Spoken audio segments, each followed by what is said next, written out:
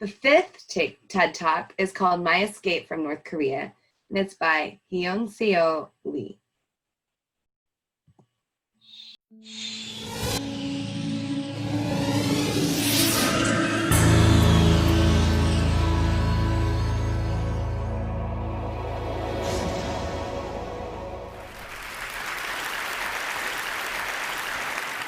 When I was young, I thought my country was the best on the planet. And I grew up singing a song called Nothing to Envy. And I was very proud. In school, we spent a lot of time studying the history of Kim Il-sung, but we never learned much about the outside world. Except that America, South Korea, Japan are the enemies. Although I often wondered about the outside world, I thought I would spend the entire my life in North Korea until everything suddenly changed. When I was 7 years old, I saw my first public execution. But I thought my life in North Korea was normal. My family was not poor, and myself had never experienced hunger. But one day in 1995, my mom brought home a letter from a Caucasus sister. It read, "When you read this, our 5 family members will not exist in this world because we haven't eaten for the past week. We are lying on the floor together, and our bodies are so weak. We are waiting to die." I was so shocked. This was the first time I heard that people in my country were suffering. Soon after, when I was walking past the train station, I saw something terrible that I can't erase from my memory.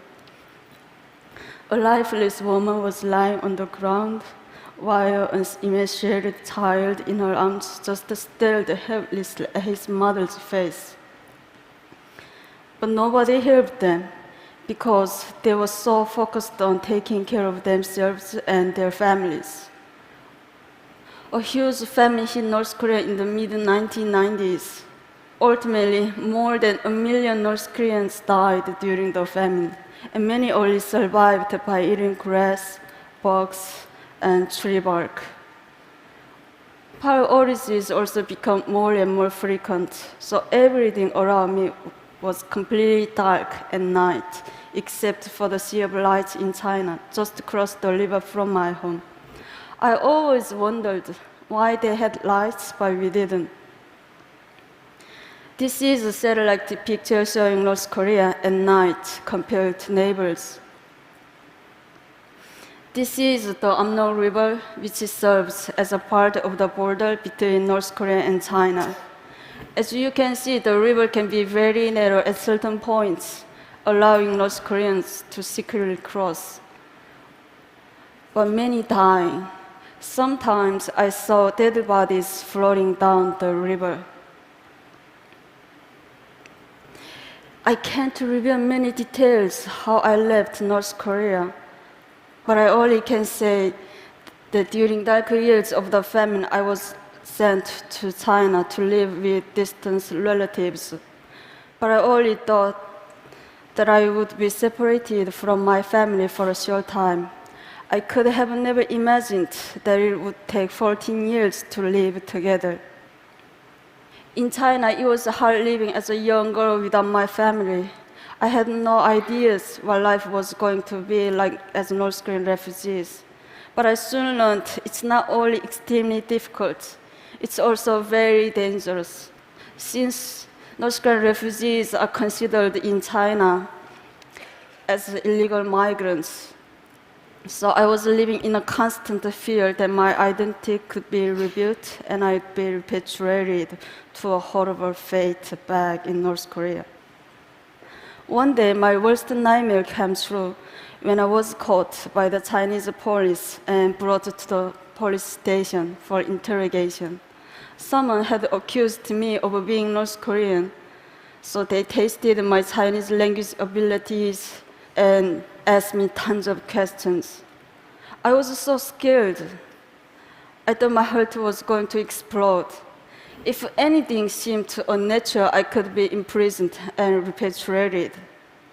I thought my life was over. But I managed to control all the emotions inside me and answer the questions. After they finished questioning me, one officer said to another, "This was a false report. She's not North Korean." And they let me go.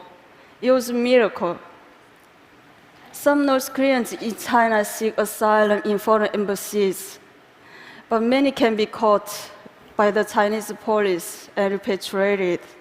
This group was so lucky. Even though they were caught, they were eventually released after heavy international pressure. These North Koreans were not so lucky.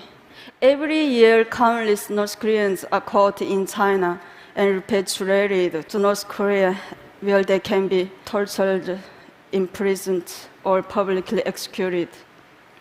Even though I was really fortunate to get out, but many other North Koreans have not been so lucky.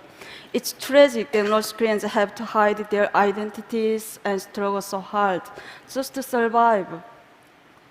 Even after learning a new language and getting a job, their whole world can be turned upside down in an instant. That's why after 10 years of hiding my identity, I decided to risk going to South Korea. And I started new life yet again. Settling down in South Korea was a lot more challenging than I had expected. English was so important in South Korea, so I had to start learning my third language. Also, I realized there was a wide gap between North and South.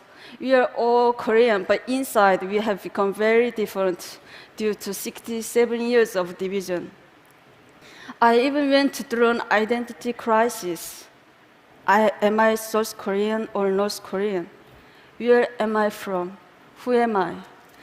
Sadly, there was no country I could proudly call my own. Even though adjusting to life in South Korea was not easy, but I made a plan. I started studying for university entrance exam. Just as I was starting to get used to my new life, I received a shocking phone call. The North Korean authorities intercepted some money that I sent to my family, and as a punishment, my family was going to be forcibly removed to a desolate location in the countryside. They had to get out quickly, so I started planning how to help them escape. North Koreans have to travel incredible distances on the path to freedom. It's almost impossible to cross the border between North Korea and South Korea. So ironically, I took a flight back to China and I had to toll the North Korean border. Since my family couldn't speak Chinese, I had to guide them.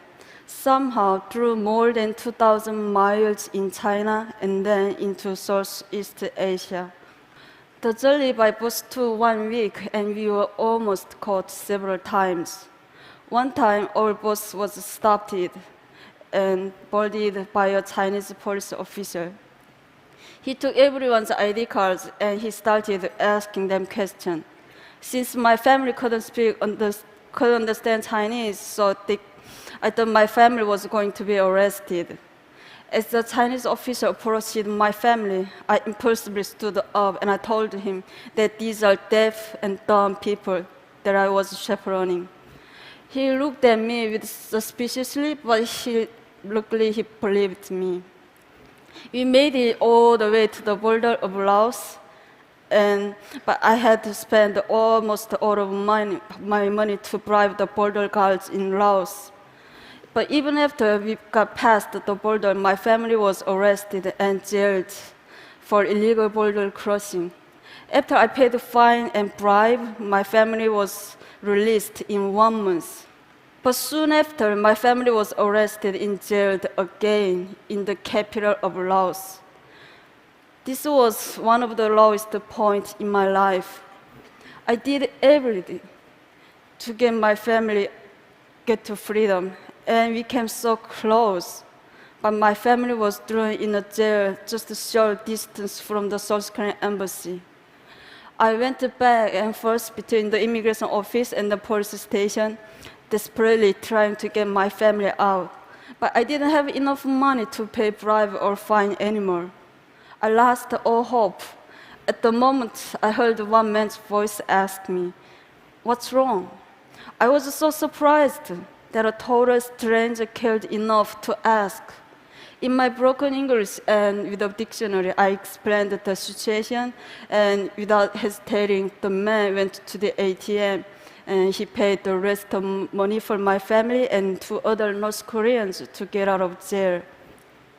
I thanked him with all my heart and I asked him, "Why are you helping me?"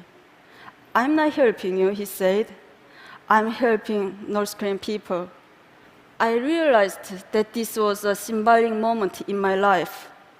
The kind stranger symbolized new hope for me and the North Korean people when we needed it most.